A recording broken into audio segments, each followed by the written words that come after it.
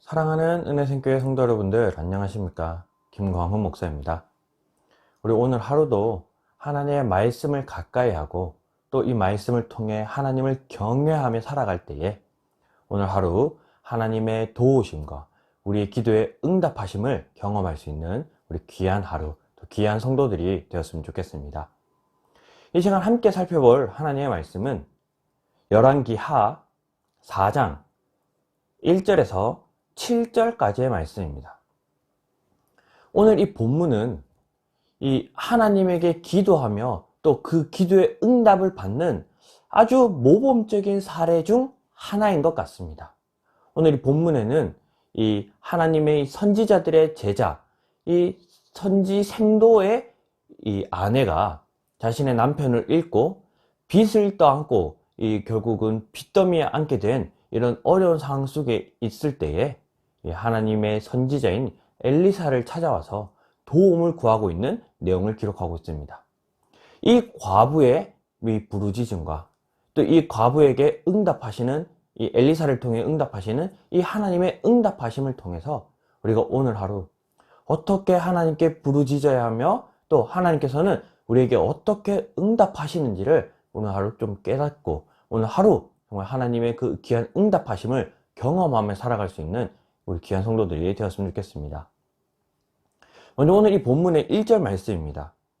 선지자의 제자들의 아내 중에 한 여인이 엘리사에게 부르짖어 이르되 당신의 종 나의 남편이 이미 죽었는데 당신의 종이 여호와를 경외한 줄을 당신이 아시는 바이니이다.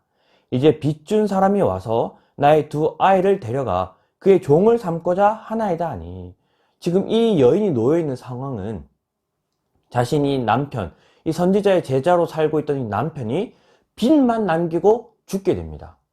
근데 이 당시에는 우리가 빚을 갚기 위해서는 오늘날에는 우리의 신용이나 어떤 담보들을 가지고 이 빚을 어떻게든 해결할 수 있지만 이 당시에는 그러한 제도가 없었기 때문에 오로지 갚을 수 있는 방법은 노동력 뿐이었습니다.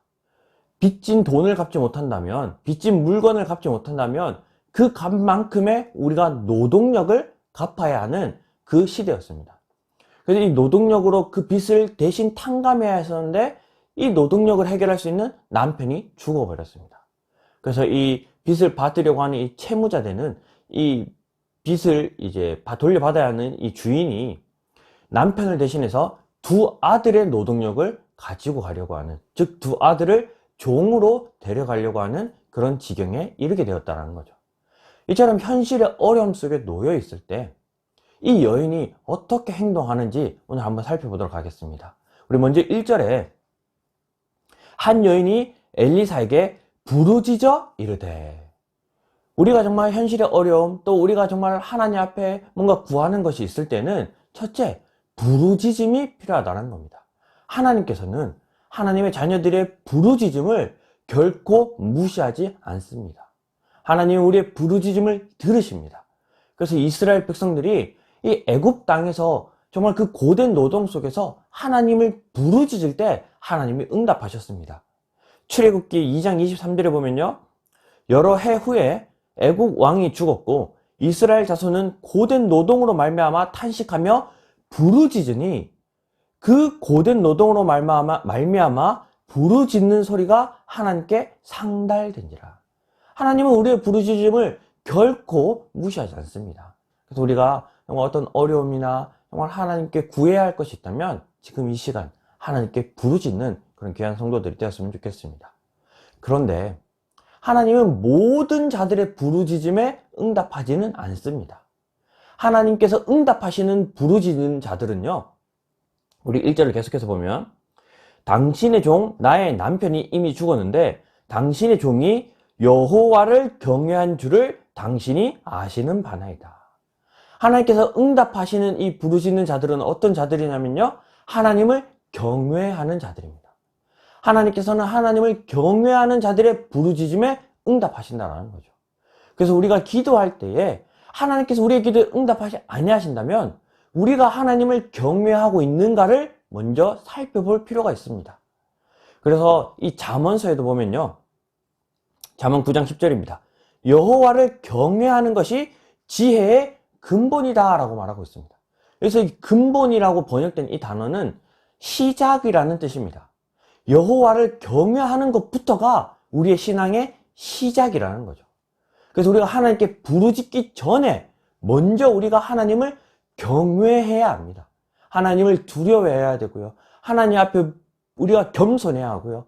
정말 하나님 앞에 우리가 고개 숙여야 줄 아는 자들이 되어야 된다는 거죠.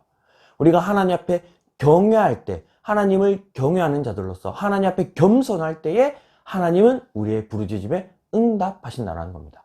그래서 우리가 오늘 하루 정말 내가 하나님을 경외하며 살아가고 있는지, 하나님 앞에 정말 겸손하게 우리가 무릎 꿇고 하나님을 이렇게 경외하는 마음으로 정말 하나님을 섬기고 살아가고 있는지 우리 자신 한번 돌아볼 수 있는 그런 귀한 시간이 되었으면 좋겠습니다.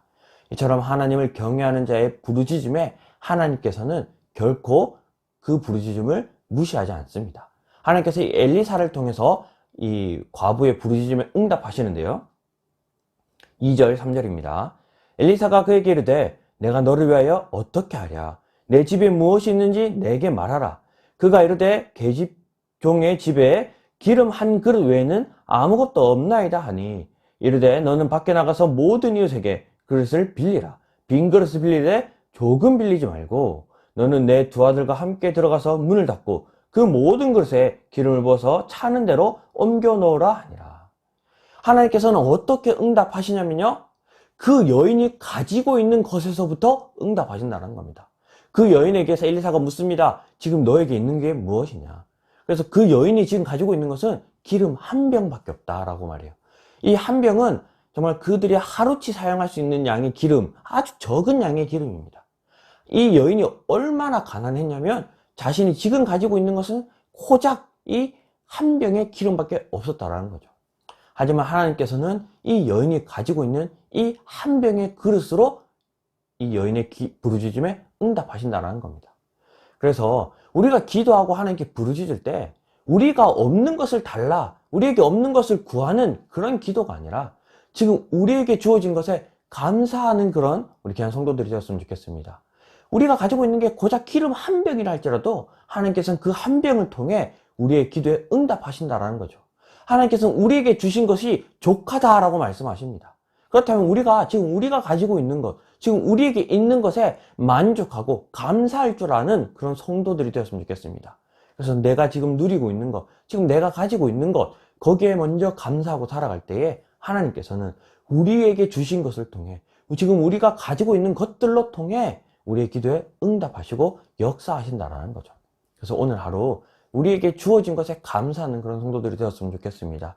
우리에게 없는 것을 구하는 그런 기도보다는 지금 우리에게 있는 것을 통해서 하나님의 역사하심을 경험할 수 있는 우리 그런 귀한 성도들이 되었으면 좋겠습니다. 이처럼 그 여인이 가지고 있는 이 한 병을 통해 하나님께서 역사하시기 위해서 그 여인에게 주변 이웃에게 그릇을 다 빌려오라고 얘기합니다. 하나님께서 응답하시는 것은요, 우리가 그냥 우리의 이 한순간의 삶을 통해 하나님은 응답하시지 않습니다. 우리가 살아온 삶을 통해서 하나님은 응답하신다는 거죠. 이 여인이 그의 삶이 정말 그릇되고 잘못된 삶을 살았다면 이웃에게 가서 그릇을 빌리는 것이 쉽지 않았을 겁니다. 정말 그가 정말 평소에 이웃에게 제대로 해주지 못하고 정말 이웃에게 본이 되지 못했다면 그가 이웃에게 그릇을 아주 조금밖에 빌릴 수 없었을 겁니다. 그러나 이 여인이 그동안 이웃에게 베풀고 섬겼고 사랑했고 이웃에게 모범이 되고 이웃에게 본이 된 삶을 살았던 만큼 그는 이웃에게 더욱더 많은 그릇을 얻을 수 있었을 거라는 거죠. 그래서 우리가 기도에 응답을 받는 게 정말 요만큼 응답을 받았다면 우리의 평소의 삶이 고작 요만큼 우리가 그런 믿음을 가지고 살았다는 겁니다. 그러나 우리가 하나님께 받는 정말 그 기도의 응답이 이루 말할 수 없게 풍성한 그런 응답을 받는다면 평소 우리의 삶이 정말 그만한 그릇을 준비할 수 있는 삶을 살았다는 거죠. 그래서 우리가 기도만 한다고 해서 그 기도의 응답을 풍성히 누릴 수 있는 것이 아니라 우리가 평소의 삶이 하나님의 말씀대로 이웃을 섬기고 사랑하고 베풀고 나아가서 이웃에게 정말 본이 되는 그런 삶을 살아올 만큼 우리가 하나님의 기도의 응답의 크기도 더욱 커진다는 것을 기억하는 그런 귀한 성도들이 되었으면 좋겠습니다. 그래서 이 여인이 정말 이웃에게 나가서 그 많은 그릇을 구해오고 그 구해온 만큼 그 하나님의 놀라운 응답을 받게 되는데요.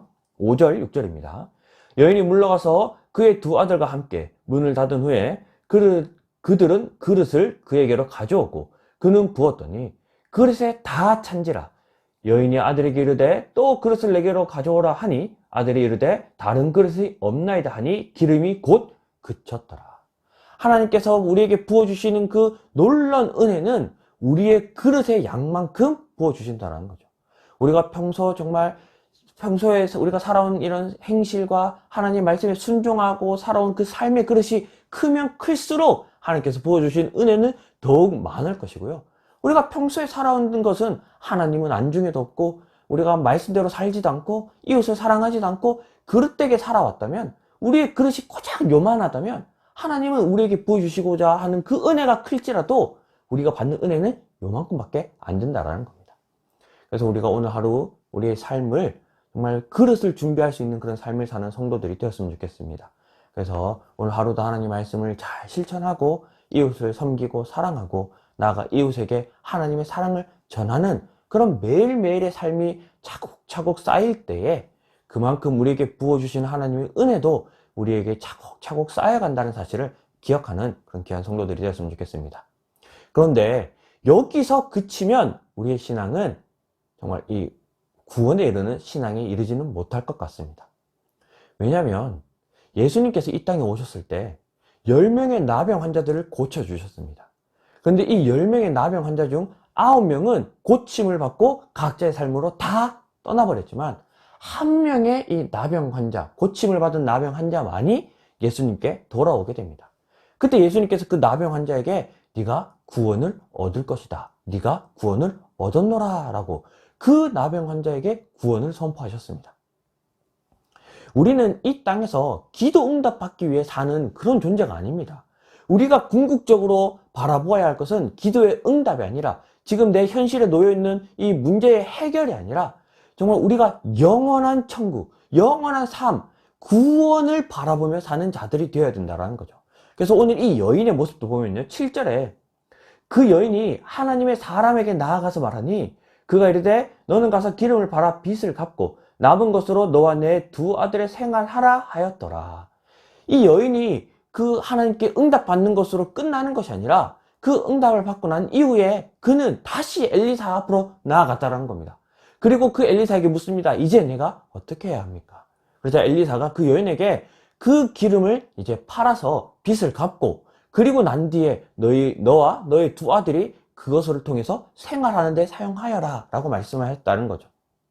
우리가 하나님께 응답받았다면 이제 응답받은 것으로 내 삶을 살아가는 자들이 아니라 다시 하나님 앞에 돌아와서 이 응답받은 이 삶을 이제 어떻게 살아가야 할까요? 그렇게 물어봄으로 정말 하나님께서 우리에게 다시 어떻게 살아야 하는지 명령하는 그 명령을 듣고 우리가 정말 구원의 삶을 살아낼 수 있는 그런 귀한 성도들이 되었으면 좋겠습니다. 그래서 오늘 이 본문 말씀을 우리가 좀 기억하면서 오늘 하루 실천했으면 좋겠는 것은, 오늘 하루 우리가 그릇을 준비할 수 있는 삶을 사는 그런 실천이 있었으면 좋겠습니다. 그래서 오늘 하루 말씀을 실천하고 이웃을 사랑하고 이웃을 돕고 베푸는 그런 하루가 되었으면 좋겠는데요. 그래서 우리 주변에 우리가 정말 돌아보면 도움이 필요한 이웃들이 많습니다. 우리가 그 이웃들에게 도움의 손길을 전할 수 있는 그런 하루가 되었으면 좋겠습니다. 그래서 오늘 하루 정말 우리가 어떻게 이웃을 섬겨야 될지, 어떻게 도와야 할지 정말 잘 모르겠다면 정말 작은 것, 그냥 우리 직장 동료들에게 오늘 하루 커피를 베푼다든지 작은 간식거리를 베푼다든지, 이처럼 정말 우리가 주변 이웃들에게 하나님의 사랑을 전하고 베풀고 나눔으로 우리의 그릇을 오늘 하루도 하나 더 준비할 수 있는 그런 실천이 있는 오늘 하루가 되었으면 좋겠습니다. 그래서 오늘 이 말씀을 붙들면서 먼저 우리 두 가지 기도하면서 오늘 하루를 시작했으면 좋겠는데요. 첫 번째, 우리 자기 자신을 위해 기도했으면 좋겠습니다. 먼저 내가 오늘 하루 하나님을 경외하며 살아갈 수 있도록, 그리고 우리에게 주어진 것에 감사하며 만족하며 살아갈 수 있도록 자기 자신을 위해 기도했으면 좋겠고요. 두 번째는 우리 이웃들을 위해서 기도했으면 좋겠습니다. 우리는 우리가 힘들 때에 하나님이 도우시고 응답하시지만 아직 하나님을 알지 못하고 하나님을 믿지 못하는 이웃들은 정말 그들이 힘들고 어려울 때 그들을 도울 사람들이 주변에 없습니다. 그래서 먼저는 우리가 그들을 도와주고 나아가서 우리를 통해 그들이 하나님을 바라볼 수 있게 하여 달라고, 우리가 그들에게 하나님을 전할 수 있게 하여 달라고 우리 이웃들을 위해서도 이 시간 기도했으면 좋겠습니다. 우리 자기 자신과 이웃을 위해 이 시간 다 같이 한번 기도하도록 하겠습니다. 기도하겠습니다. 사랑하는 하나님, 감사합니다.